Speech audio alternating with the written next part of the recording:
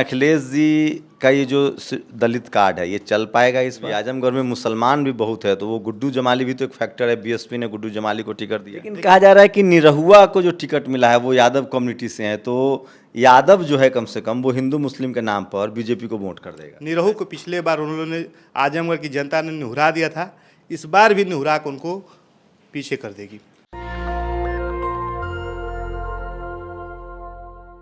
क्या अखिलेश यादव बदल रहे हैं? अखिलेश यादव पर कुछ ऐसे धब्बे लगे हैं जिससे ये साबित होता है कि वो दलित विरोधी हैं, और उसमें सबसे बड़ा जो धब्बा है वो है आरक्षण में प्रमोशन का बिल।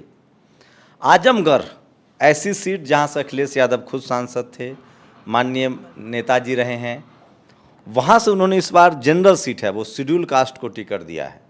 वही बीएसपी ने गुड्डू जमाली मुस्लिम को टिकट दिया है, और बीजेपी ने एक कलाकार निरहुआ जो ओबीसी कम्युनिटी से आते हैं उनको टिकट दिया। मेरे साथ गौरव हैं, वकील हैं, और जो अखिलेश यादव के कैंडिडेट हैं उसको व्यक्तिगत रूप से जानते भी हैं, आजमगढ़ के रहने वाले भी हैं।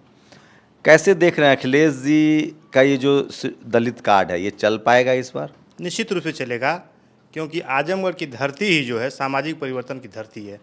वहाँ से अरबपतियों को लोग हरा देते हैं और साइकिल रिक्शा चलाने वालों को जिता दिए हैं। ये प्रयोग माननीय कांसीराम साहब जी और मुलायम जी ने किया था। उसका प्रत्यक्ष उदाहरण मेरे पिताजी स्वर्गीय सूबेदार यादव हैं, अक्षयबर भारती निषाद जो थी, और इस समय वर्तमान में फागू चौहान जी, माननीय फागू चौहान जी, महामहिम फागू चौहान जी जो बिहार के राज्यपाल, उनको हरा दिए थे। हवाई जहाज़ से जो उतरते थे वो हराते थे। तो मैं कहता हूँ कि अखिलेश यादव ने मानवता, बलिहारी बाबू के ये लड़के हैं जो जिनको टिकट मिला है, वो भी मेंबर ऑफ पार्लियामेंट रहे हैं, माननीय कांसीराम साहब के करीबी लोगों में से रहे हैं। इसका भी फायदा मिल रहा है उनको। शेड्यूल कास्ट तो है ही, प्लस चूंकि वो पहले उनके फादर बीएसपी में थे तो इसका भी फायदा मिल रहा है।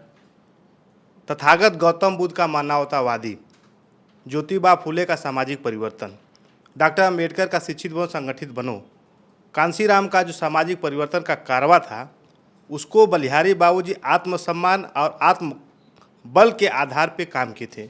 मनी माइंड टाइम देकर जो उन्होंने नर्सरी तैयार की थी समाजवादियों अम्बेडकरवादी विचारधाराओं का, तो वो वहाँ की बहुत धरती उर्वरा है।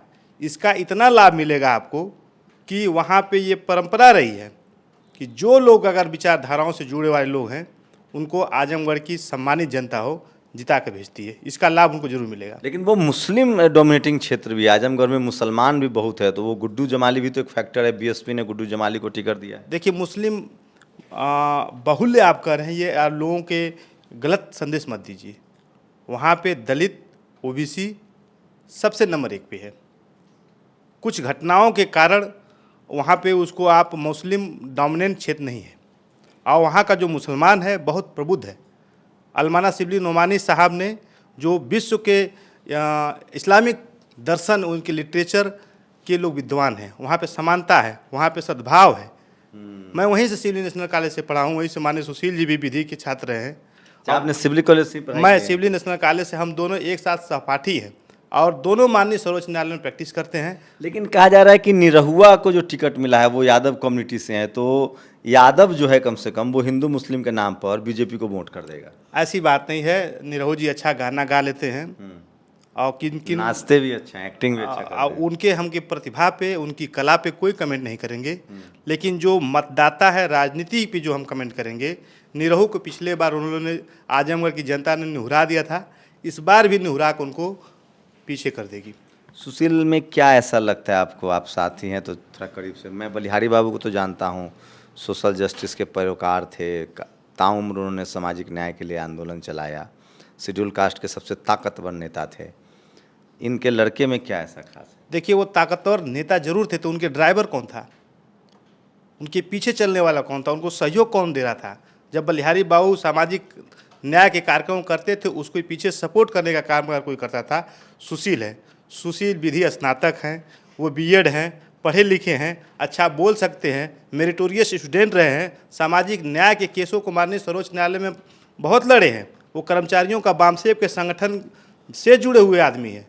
तो मैं समझता हूँ कि आजमगढ़ का दलित, पिछड़ा और जो अल्पसंख्यक समाज के लोग हैं, समानता के आधार पर, सामाजिक न्याय के आधार पर और माननीय अखिलेश जी के निर्देशन में ये चुनाव लड़ेंगे और बहुत ही मेरिट वाले लड़के हैं, समझदार हैं।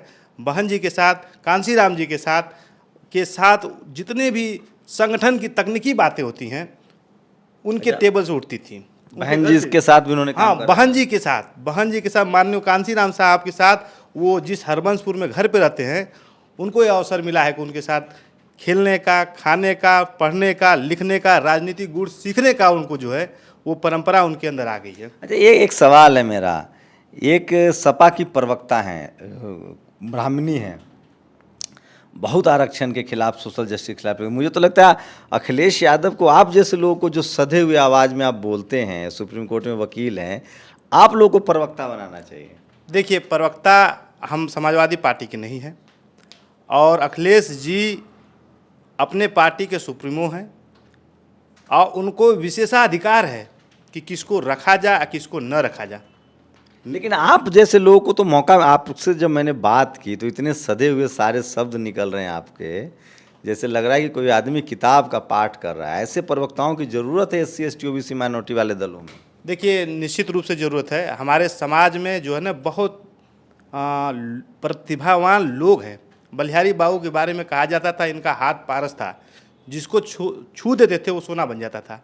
ये सत्य बात है। जिसको वो आदमी जो बैटरी चलाता था उसको मंत्री बना दिए, जो आदमी एक छोटे से कार्यालय में राज्यसभा चला जाता था, जो आदमी ठेकेदारी करता था कि हमको 100 मीटर खड़ंजा दे दीजिए, उसको राज्यसभा भेज दिए, अपने नहीं गए।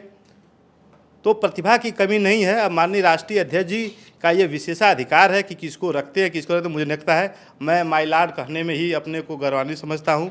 मैं चीफ जस्टिस के सामने बोलने में कोई मुझे डर नहीं होता है, लेकिन नेता लोगों के सामने में बोलने में बहुत डर लगता है।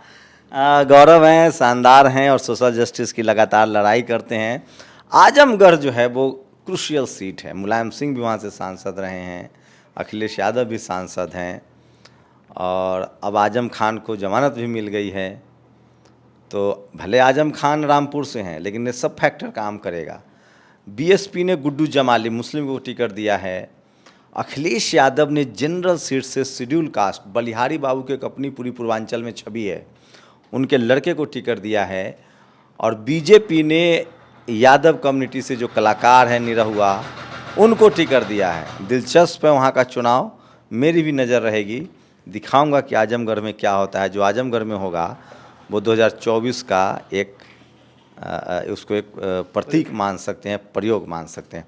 शुक्रिया गौरव जी, हमसे बातचीत करने। बहुत बहुत धन्यवाद। हम शंभू जी आपको कहते हैं, आप एक पत्रकार ही नहीं हैं, सामाजिक चेतना के आप जीवित पुरोधा हैं। बाकी पार्टी के कोई प्रवक्ता नहीं है किसी के। नहीं, पार्टी के आप प्रवक्ता रहे चाहे न रहे, लेकिन ये आपकी लोगों में छवि है सामाजिक परिवर्तन के जो कहते हैं पुरोधा न, तो आप सामाजिक परिवर्तन के जीवित पुरोधा हैं। नहीं, मैं पत्रकार ही रहने दीजिए। नहीं, मुझे जैसे आप मुझे पत्रकार बना, तो मैं आपको जो है वो बताना चाहता हूँ। चलिए, मुझे लगता है कि इस देश में SC ST OBC माइनॉरिटी की बात करने वाले पत्रकारों की ज़रूरत है और वो विक्टिम समाज है। मैं इसलिए उसकी बात करता हूँ और मुझे इसमें कोई गुरेज नहीं है कहने में। मैं चाहता हूँ कि इस देश में डाइवर्सिटी हो, रिप्रेजेंटेशन हो। आजमगढ़ के चुनाव पर मेरी भी नज़र रहेगी। आप लोग की क्या प्रतिक्रिया है, क्या होने वाला है आजमगढ़ में, अपना कमेंट जरूर कीजिए। आजमगढ़ से हम एक रिपोर्ट भी आपको खुद जाकर दिखाएंगे। कैमरा पर्सन मनोज के साथ शंभू कुमार सिंह, नेशनल दस्तक, दिल्ली। नेशनल दस्तक की आपसे गुजारिश है कि अगर इसको बचाना चाहते हैं तो नेशनल दस्तक को सब्सक्राइब करने के लिए रेड कलर के सब्सक्राइब बटन को दबाएं, फिर बेल आइकन की घंटी दबाएं। नेशनल दस्तक को बचाने के लिए बहुत ज़रूरी है कि हर खबर को शेयर करें, लाइक करें, कमेंट जरूर करें।